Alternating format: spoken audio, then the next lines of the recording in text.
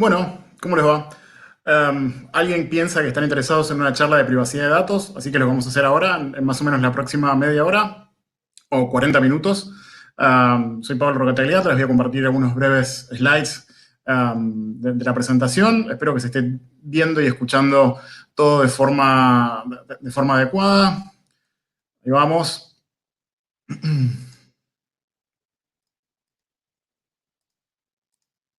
Bien.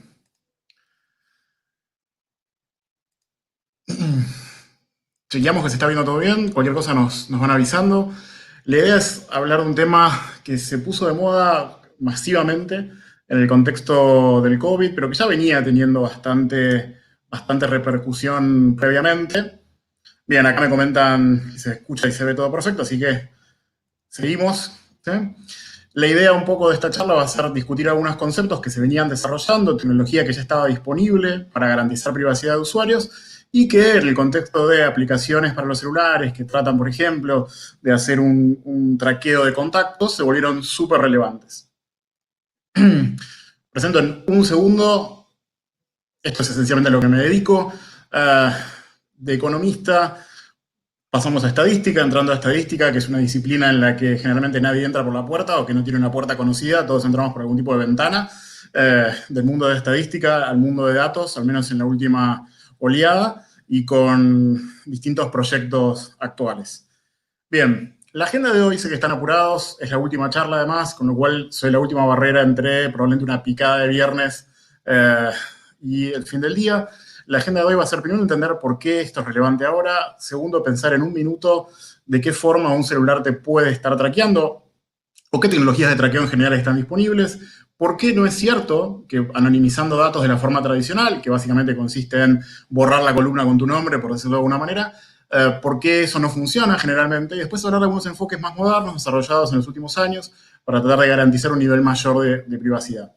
Un poco la motivación para estas tecnologías de traqueo que han aparecido tiene que ver con la necesidad de muy velozmente identificar o luego de identificar un caso positivo, ir a rastrear contactos. ¿Por qué hacerlo tan rápidamente? Bueno, porque es clave para poder frenar esa propagación de casos.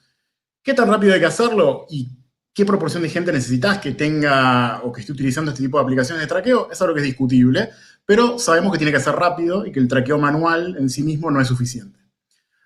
¿Por qué decía es discutible? Bueno, porque ha habido muchos números. Si el 60% de los usuarios no usa este tipo de aplicaciones, no sirve para nada.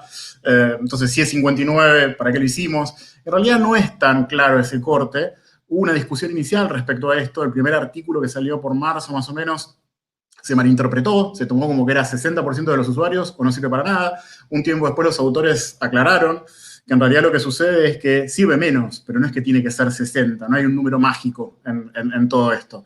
¿Por qué surgió esta discusión? Bueno, esencialmente porque pese a que parece que esta idea de contact tracing, o sea, de ir para atrás en función de los contactos de una persona, viendo con quién más estuvo en contacto y dando alertas muy tempranas una vez que se detecta un caso positivo, es muy buena en teoría, es un poco más difícil de implementar, entre otras cosas porque requiere que la gente use estas aplicaciones.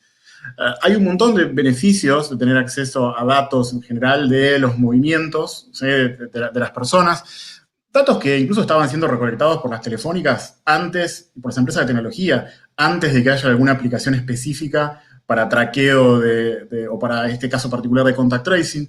Por ejemplo, en base a los datos que ya mismo recopilan Google y Apple, hay muchos casos hechos sobre movilidad, cumplimiento de cuarentena y a nivel muy desagregado de zona geográfica, digamos, como para poder saber si dentro de una ciudad o dentro de un barrio se está cumpliendo o no. Muchos de estos ejercicios ya se venían haciendo con datos de empresas de telefónicas y ahora se pueden enriquecer con otros fines. Por ejemplo, todo lo que tiene que ver con modelos para estimar o predecir de alguna manera la propagación de los casos, que típicamente se conocen como modelos SAIR, que están basados en algún conteo de gente que es susceptible, que está enferma, que está infectada, que está recuperada, y una evolución dinámica en el tiempo, en el que las interacciones y las movilidades de las personas son súper relevantes. Ese tipo de modelos se pueden enriquecer y generar o ser mejores a la hora de predecir la evolución de la enfermedad, usando datos que ya tenían las empresas de telecomunicaciones, que no son nuevos y que no requieren una app específica. Dicho esto, aparecen un montón de casos de uso nuevos. Uno de los grandes problemas en muchos de los países es tratar de entender para dónde va la actividad económica en este contexto, y datos de movilidad incluso podrían incorporarse a análisis de lo que se llama nowcasting, que es como un pronóstico en tiempo real de para dónde van ciertos indicadores económicos. Piensen que si en una zona hay más movilidad de personas, medida en función de la información que ya tienen las empresas de telecomunicaciones, eso podría indicar que más gente se está moviendo para trabajar, por ejemplo, y entonces te podría dar una pauta de, además de indicadores económicos que salen con mucha más baja frecuencia, o sea, que se actualizan una vez por semana, una vez al mes, una vez al trimestre, para dónde va la cosa. Hay muchos posibles casos de uso, pero también muchas preocupaciones. ¿Por qué? Bueno, porque esencialmente cuando vos tratás de armar una infraestructura nueva, compleja, muy rápida, estamos hablando de software, la verdad que el potencial de errores o el riesgo de errores es grande y es muy difícil de detectar antes de que tires la aplicación al mundo. En este contexto, organizaciones como OpenMind, una organización sin fines de lucro que se dedica a la difusión de mejores prácticas y a la creación de tecnología para implementarlas, para proteger la privacidad de usuarios, ha alertado varias veces que si vos tenés infraestructuras nuevas, que soportan aplicaciones nuevas, que están recopilando un montón de información y que encima lo hacen de forma centralizada, tenés un gran riesgo de seguridad y tenés muchos incentivos para que alguien intente hacer algo sobre esos datos. ¿Qué está pasando en el mundo? Bueno, Apple y Google fueron dos de las compañías que unos meses atrás lanzaron un framework para gente que quisiera desarrollar aplicaciones de traqueo, un framework que fue bastante difundido y adoptado, que está basado en una idea de no centralicemos cosas que no necesitamos, sino que, por ejemplo, cuando la gente se cruce vía Bluetooth, se manden algunos números que para nosotros no significarían nada, números que son casi aleatorios, y que esos números queden almacenados en el dispositivo de la persona, de forma que si eventualmente alguien da positivo, esa persona puede dar aviso de que dio positivo, y lo único que ocurre de forma centralizada es que se distribuye un mensaje a los dispositivos celulares donde se avisa cuál fue el código, en cierta fecha, por ejemplo, de un dispositivo con el que esta persona o potenciales usuarios estuvieron en contacto, y de esa manera, en el mismo dispositivo de cada uno de los usuarios se puede comparar ese código que está recibido como código correspondiente a alguien que después dio positivo con los códigos que quedaron almacenados en tu teléfono, sin ningún tipo de necesidad de centralizar nada. No hace falta para este tipo de soluciones que cada usuario todo el tiempo suba todos los códigos que fue recibiendo del Bluetooth o vía Bluetooth de los dispositivos de todas las personas con las que se cruzó. ¿Por qué? Porque centralizar toda esa información, la verdad que es un riesgo de seguridad bastante grande. Ahora, incluso dentro de ese framework que estaba basado en protocolos bastante estudiados, aprobados por expertos de seguridad y demás, a los 2 meses hubo que hacer una actualización. ¿Por qué? Porque se dieron cuenta de que cuestiones que tenían que ver con la criptografía, de cómo se estaban generando esas claves que para nosotros no quieren decir nada, que son números que nos parecerían casi totalmente aleatorios, la forma en la que se estaban generando esas claves no era del todo segura, porque de alguna manera se podía ir para atrás e inferir en base a las claves que un dispositivo iba enviando, cuál había sido de alguna manera el punto inicial de esa lista de claves que ibas mandando y de alguna manera hacer una inferencia inversa de quién era el dispositivo y eventualmente una persona asociada a eso. Y eso te da la pauta de lo difícil que es crear este tipo de tecnología a tan alta velocidad, incluso para compañías que uno pensaría que son las mejor preparadas del mundo para lanzar este tipo de proyectos. ¿Cuál es un poco la preocupación que hay o para qué querrías hacer esto? Esencialmente hay distintas preguntas que uno se puede hacer. Hablamos recién en un segundo de Bluetooth. Eso tiene una noción por detrás de ubicación relativa, de que yo te pueda decir cerca de quién estuviste, y eso tiene sentido para los casos de contact tracing, para cuando es relevante, de alguna manera, que yo te pueda días después avisar que estuviste cerca de una persona que dio positiva. Ahora hay muchos otros usos que tienen que ver con la ubicación absoluta, por ejemplo, con las trayectorias de las personas. Algo que uno utilizaría para registrar el GPS de una aplicación específica o que podría, en algunos casos, obtener, si el usuario da los permisos correspondientes, de otros servicios que el usuario ya utiliza. Piensen en Google Maps, por ejemplo. Esas dos versiones, Bluetooth o GPS vía una aplicación que ya está instalada y demás, responden a dos preguntas distintas, con lo cual, antes de tratar de mandarnos a quizás hacer una aplicación desde cero, tendremos que pensar qué es lo que querés realmente, qué es lo que realmente te sirve para tu caso de uso. Si te preocupa avisarle a las personas de que estuvieron en contacto con alguien que potencialmente dio positivo, solamente hace falta tener la ubicación relativa, no necesitas saber exactamente dónde estuvo esa persona. Para decirlo de otra manera, si uno tiene 2 usuarios, 2 contactos de 2 personas que están anonimizadas, no es muy informativo para una tercera parte que observe esos datos, pero la ubicación precisa de una persona sí puede serlo. ¿Sí? Y la tercera, que es ilegal directamente, ni la toquemos, dejémosla para otra presentación. Parte de los problemas o las discusiones que hay en todo esto tienen que ver con dónde se van a estar almacenando o si va a haber algún tipo de tratamiento, procesamiento centralizado. para hacer corta la película, todo lo que esté centralizado presenta un montón de riesgos desde dos puntos de vista. Más allá de la confianza o no que vos tengas en esa parte que centraliza, si vos centralizás estás generando incentivos a intentar hacer algo. Estás dando un punto exacto donde el premio es bastante grande, con lo cual incluso solamente por eso es una mala idea. Por más que vos confíes en la parte que está centralizando esa información, está generando incentivos a intentar algún tipo de ataque. ¿Qué hacen estos frameworks que tienen mejor popularidad o que han sido más aprobados por los usuarios en este periodo de tiempo? Esencialmente se caracterizan porque la información está descentralizada. Esta idea que charlábamos hace un rato de, bueno, en cada dispositivo se almacenan los códigos que se recibieron vía Bluetooth de otros dispositivos, de otras personas con las que te fuiste encontrando, y eso queda almacenado en tu dispositivo y solamente va a ser relevante si te llega una alerta que dice que alguno de esos códigos con los que te cruzaste, o que mejor dicho te dice cuáles fueron algunos de los códigos de personas que después dieron positivas, para que la aplicación dentro de tu teléfono pueda hacer una especie de buscar B, como si fuera en Excel, y cotejar si en la lista de los que vos tenés que te cruzaste hay alguno de esos que después dio positivo. En ese punto es muy importante que todo eso no ocurra de forma centralizada. Si cada usuario mandara a algún servidor centralizado toda esa lista de códigos que recibió de otros dispositivos, de alguna manera te podrías armar una especie de grafo de interacciones entre personas y eso podría ser interesante para desanonimizar o sería posible desanonimizar. La idea aquí es que todos esos códigos que se almacenan una vez que interactúas con alguien queden en un dispositivo y no que estén centralizados.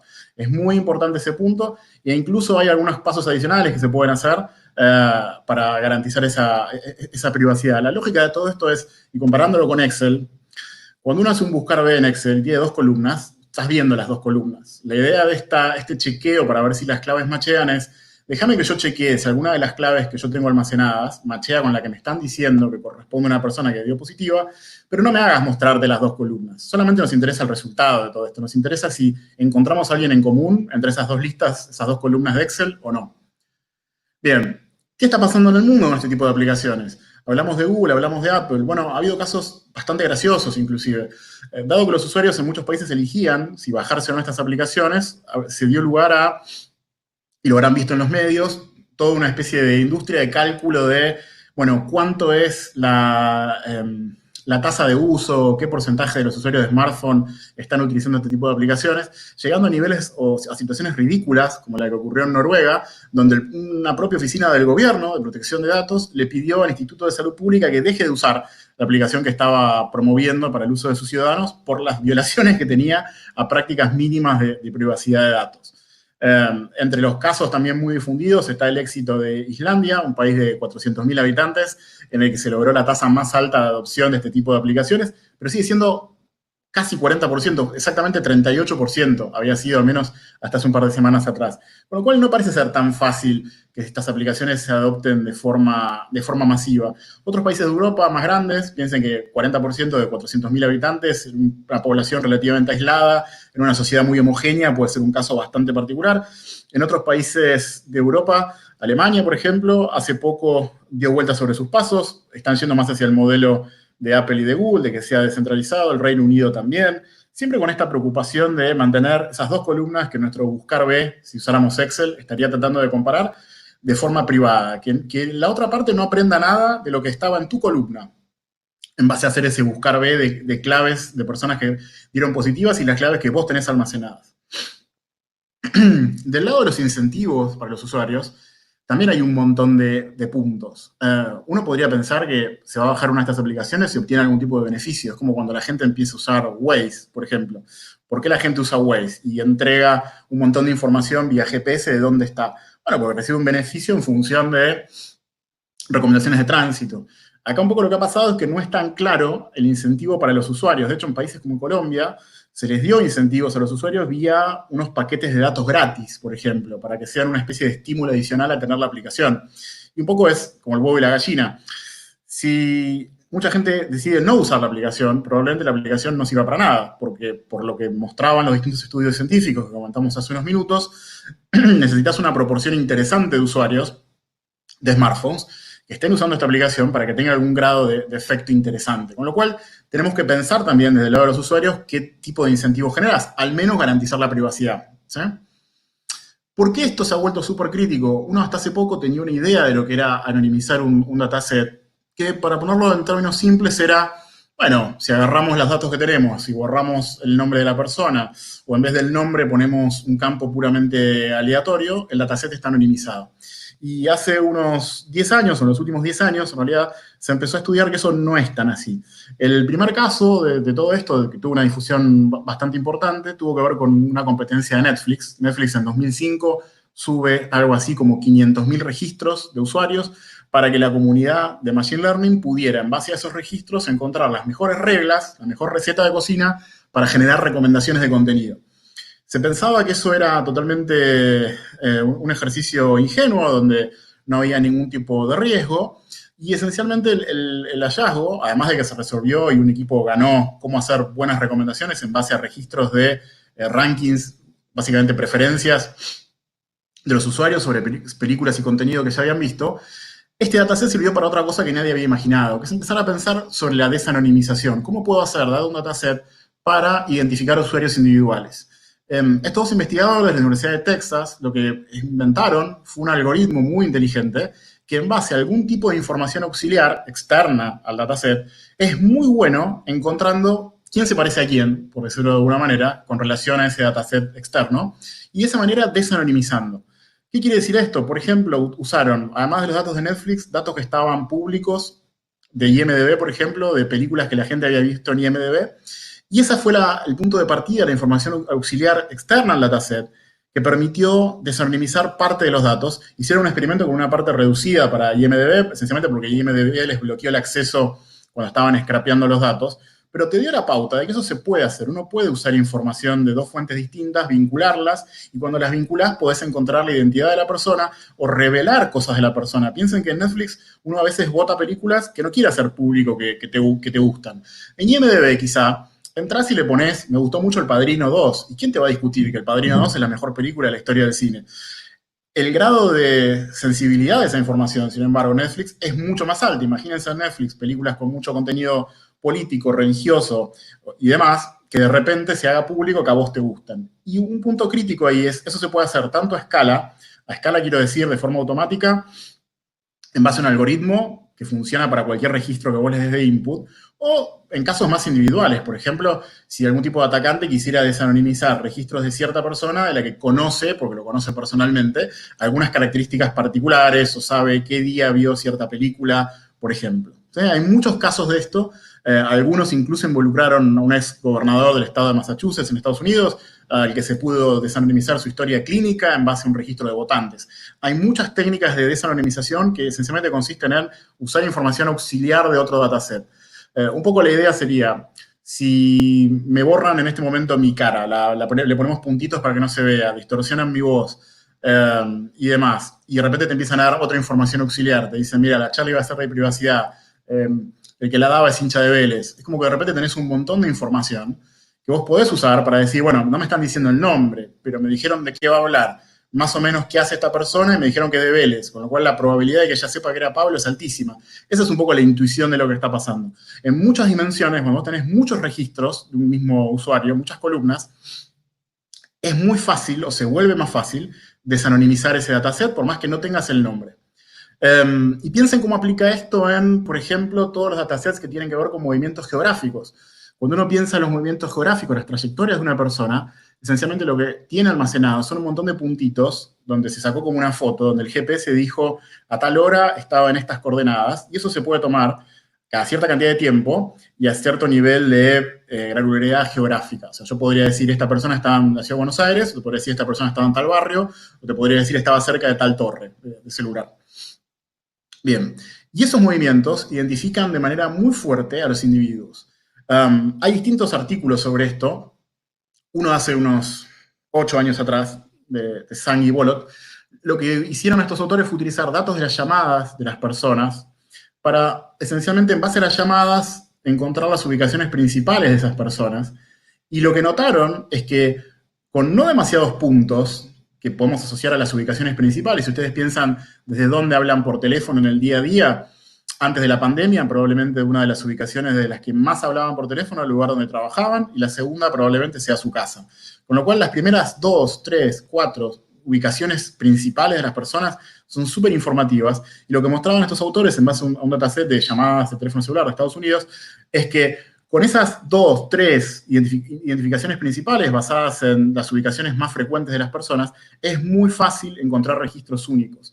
Vos sos muy caracterizable, así como si yo digo, va a hablar de datos, trabaja en tal empresa y es de Vélez, ya sabían que era yo, es muy fácil en base a las ubicaciones de donde vos haces tus llamadas más frecuentemente, identificar quién sos. Luego de esto hubo otros ejercicios, esencialmente hubo una exploración de este investigador de Montjotier, que lo que analizó fue, bueno, qué tan únicas son como las firmas de los movimientos de las personas. Y profundizó un poco el ejercicio anterior y encontró que esencialmente con 5 puntos tus ubicaciones ya no se parecen a las de nadie más en los datasets.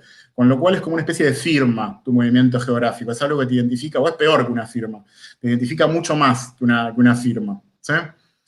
¿Por qué esto es peligroso en este contexto? Bueno, porque está lleno de proveedores de distintos tipos, de todo tipo de datos. Imagínense que hay negocios, hay compañías enteras que se dedican a desanonimizar datasets, con lo cual esencialmente nunca tuviste tantas oportunidades para conseguir esta información externa, auxiliar, que podés linkear al dataset que vos tengas. Y en ese caso, desanonimizar y encontrar información sensible de las personas. Piensen en una clínica médica que anonimiza los datos, se filtran una parte anonimizados, pero eso se puede desanonimizar. Con lo cual tenés muchos riesgos de este tipo de cosas, y todo esto es previo al COVID. ¿Qué dijimos hasta ahora en términos de tecnologías? Bueno, dijimos que idealmente evitemos todo lo que sea algún tipo de procesamiento centralizado, que si querés hacer contact tracing te alcanza con solamente tener estos intercambios de números aleatorios vía Bluetooth entre personas que estuvieron cerca y con eso es suficiente. Hablamos de esta idea del buscar B de Excel, pero sin que nunca vos puedas ver las 2 columnas, sino con el dispositivo de cada persona se haga esa búsqueda sobre las claves almacenadas porque estuvo cerca de ciertas personas versus las claves que se informaron como pertenecientes a personas positivas desde algún servidor central. Ahora, la pregunta es, supongamos que por ahora tenemos que mandar información a algún lugar central, porque para alguno de los casos de uso, y olvidémonos un poco del COVID, pensemos en general, más allá del COVID, todas las situaciones de la vida cotidiana en la cual hay datos que se están almacenando de alguna forma centralizada. Si mantenemos esta idea por ahora de que para cierto procesamiento necesitamos centralizar, ¿qué otras protecciones podríamos llegar a pedir? Si alguno se está preguntando en este momento qué es ese logo de la derecha, puede ser una duda del chat, les recomiendo ver la película Brasil de Terry Gilliam. Se entienden muchas cosas de esta presentación viendo esa película.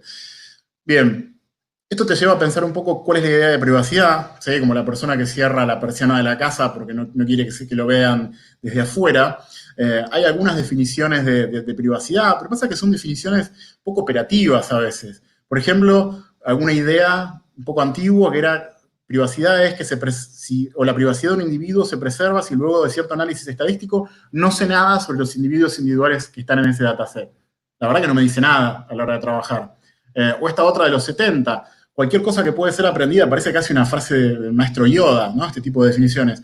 Cualquier cosa que puede ser aprendida sobre un participante de un dataset puede ser aprendida sin acceso al dataset. Me cuesta implementarla y tiene 2 problemas más, además. No me permite utilizar datasets para ejercicios de machine learning, o sea, ejercicios donde yo quiero, en base a cierto input y cierto output que tengo de ejemplos, aprender las reglas para pasar de una cosa a la otra. Y por otro lado, ¿qué pasa si ya hay información pública que puede ser dañina para esa persona? Yo entonces la puedo seguir propagando. Sería algo aceptable según esta definición. Con lo cual tenemos que dar un paso más.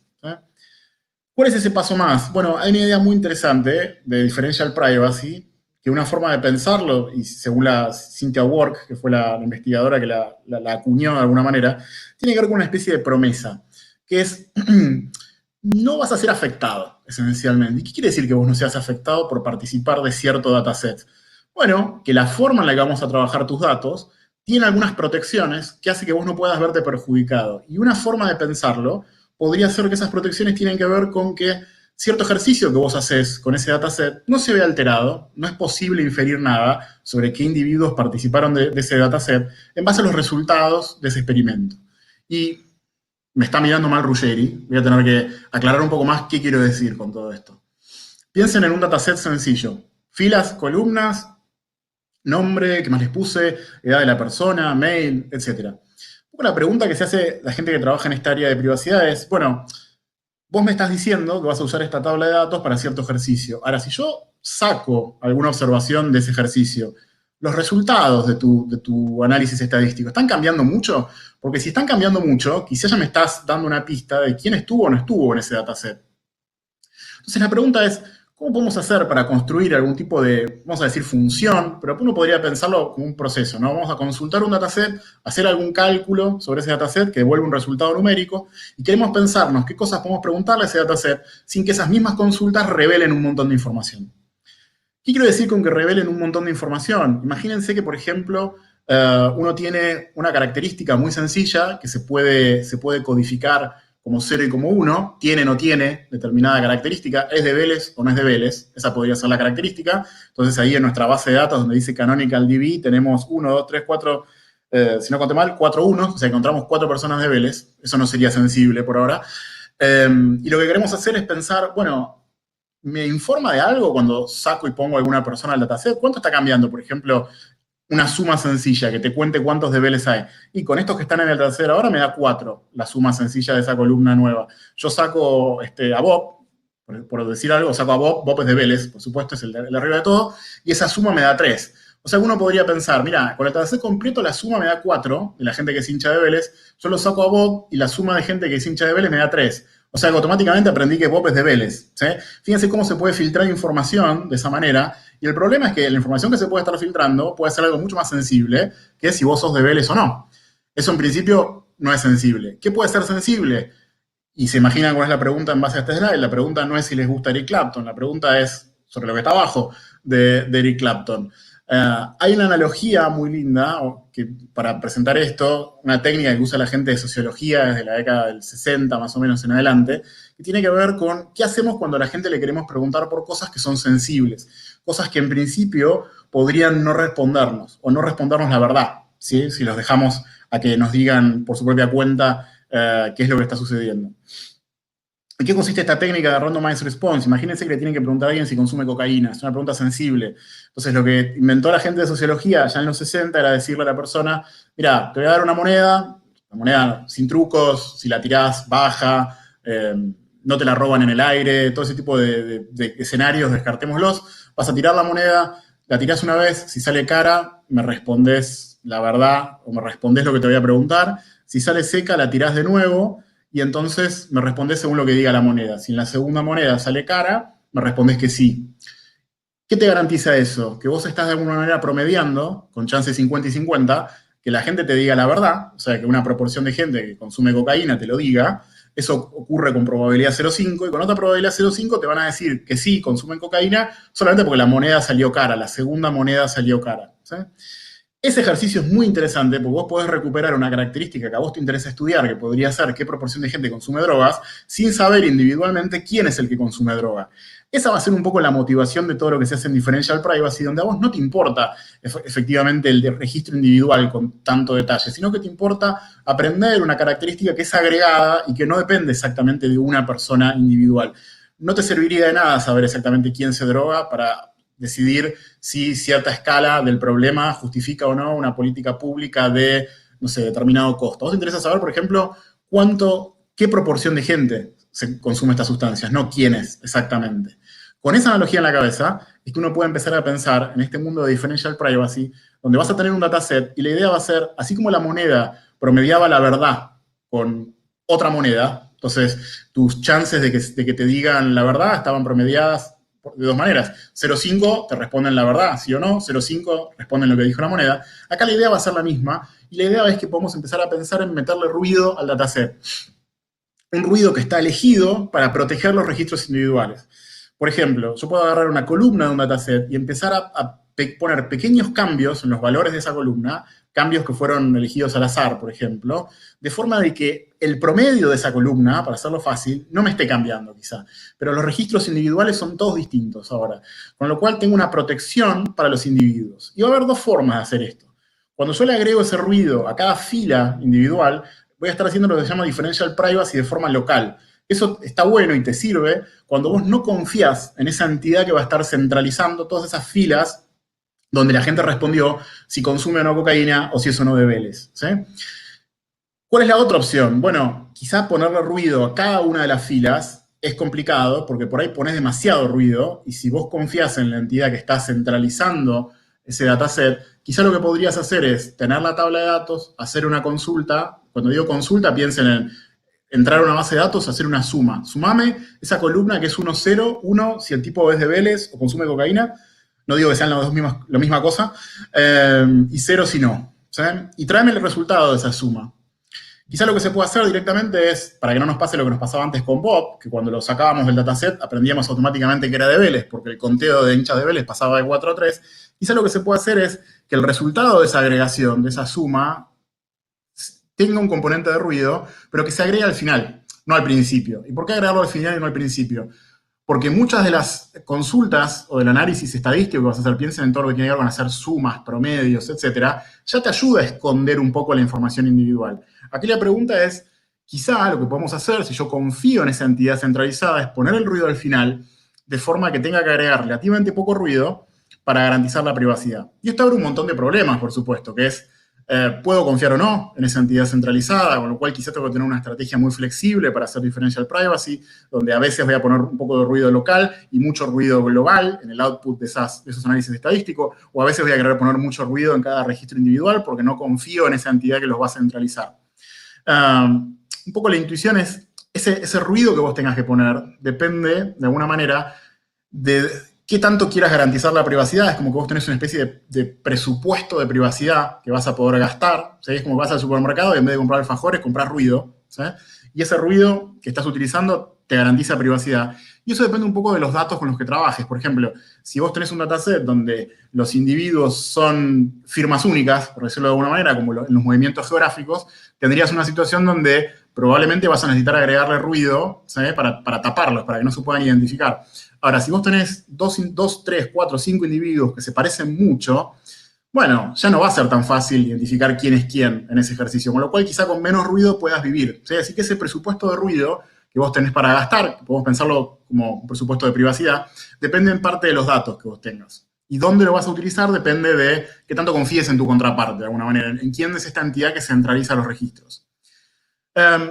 ¿Cuánto ruido vas a terminar agregando en total? Bueno, depende de dos cosas. Depende de cómo estés eligiendo esas dosis de ruido que estás poniendo, depende de la sensibilidad que tengas a ese análisis que vos estés haciendo. Piensen en el caso ridículo, en un extremo, en el que el análisis consiste en lo siguiente. Entra al dataset y veas lo que veas, devolveme un 1. Bueno, esa consulta estadística no genera ninguna forma de que uno pueda aprender nada de ese dataset, porque lo haces sobre el total de los registros, lo haces sobre los registros sin uno de los individuos y va a dar siempre lo mismo, no cambia nunca. Por supuesto que probablemente no sirva para nada esa consulta estadística, pero el tipo de consulta que estés haciendo, el tipo de análisis también afecta cuánto ruido tenés que poner. Si vos ya por construcción estás haciendo algo que de alguna manera esconde las características de los individuos, probablemente el nivel de ruido que necesites poner para que no se pueda desanonimizar el dataset sea más bajo. ¿Sí? Y en última instancia, va a haber una idea, como les decía, de presupuesto para todo esto, de cuánto vamos a querer gastar en privacidad, que a su vez tiene que ver con las características de qué tan individualizables son los registros. ¿Sí? ¿Cuál es un poco el problema de este enfoque de differential privacy? Aseguramos los datos, ¿sí? Eso está seguro. Ahora, dijimos que vamos a usar los datos para análisis estadístico. Uno de esos puede ser aprender un modelo, aprender las reglas que en base a ciertas características permiten predecir una variable de target, que era de tu interés. El problema es que ese modelo aprendido de esa manera puede tener información sensible o que permite inferir algo, ¿sí? Sobre los registros, sobre los individuos que participaron de ese experimento. Ese es uno de los problemas. En el caso más extremo de todos, piensen algo como que tu proceso de aprendizaje estadístico, tu modelo, lo único que termina haciendo es hacerse una copia de los datos. Y hay algunos algoritmos de Machine Learning que esencialmente hacen eso. Con lo cual, si vos no protegés el modelo, podés tener una ventana por la que vuelvas a permitir la desanonimización de los datos. Y por otro lado, a veces vos vas a tener múltiples owners de un dato. Piensen, por ejemplo, en una red de hospitales donde el resultado de cierto estudio médico no es que está en un solo lugar, sino que está en distintos lugares. Entonces, ¿cómo vas a hacer cuando tengas que hacer ese cómputo de manera conjunta? Todo lo que charlamos hasta aquí de differential privacy, esencialmente no resuelve aún esa parte del problema. La buena noticia es que hay avances que eran previos al COVID, tecnología del último año y medio, que sí te permite resolverlo. ¿Cómo se llama esa tecnología? El nombre les va a sonar rarísimo, Secure Multiparty Computation. La idea es, yo generalmente, o en muchas aplicaciones, por ejemplo, a la hora de entrenar modelos de Machine Learning, tengo distintos inputs que vienen de lugares distintos, por decirlo de alguna manera.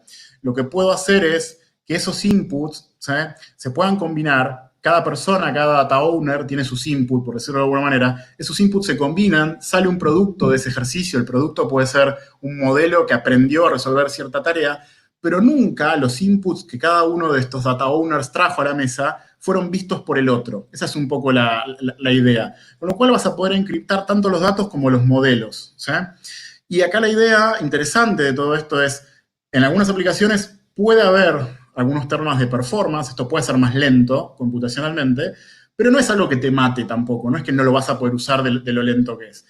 Si es una aplicación donde el tiempo de respuesta es muy importante, bueno, sí, va a haber que tomar algunas decisiones probablemente de hardware para tratar de resolver, de acelerar este proceso, pero no es algo que sea letal para no poder usarlo.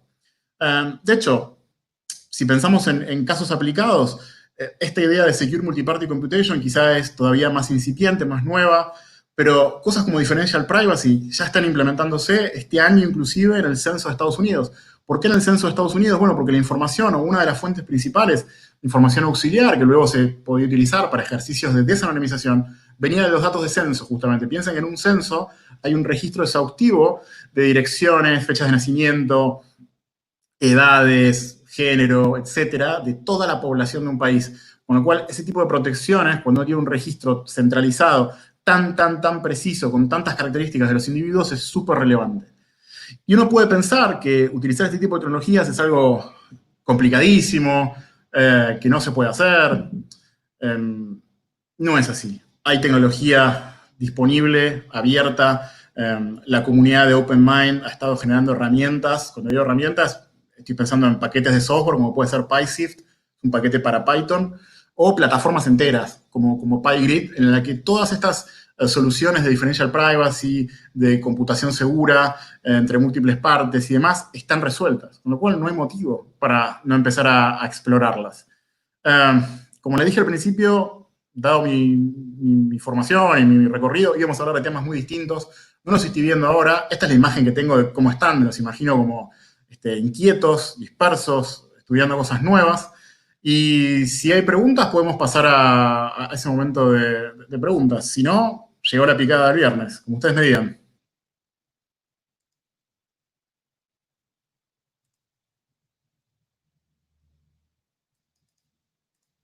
Bueno, perfecto. Me comentan acá si hay algún tipo de inquietud, problema, consulta.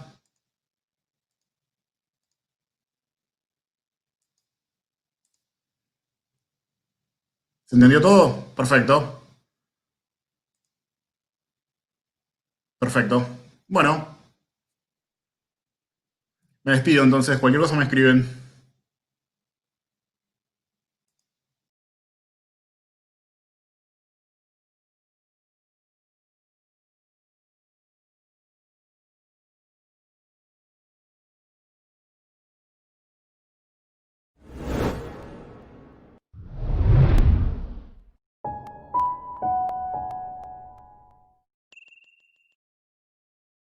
La tranquilidad no es inmóvil, es una sensación que cambia con vos y con lo que te pasa. En Sumum contás con la última innovación tecnológica y con servicios médicos de vanguardia para que la tranquilidad te acompañe siempre. Sumum, excelencia para tu vida.